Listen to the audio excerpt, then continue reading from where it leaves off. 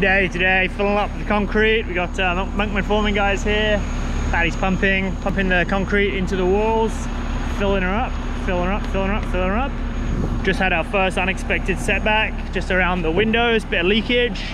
And then because the blocks are so thick, we couldn't get a screw in there to tighten it back up. So it looks like the guys are figuring it out now. So that's good.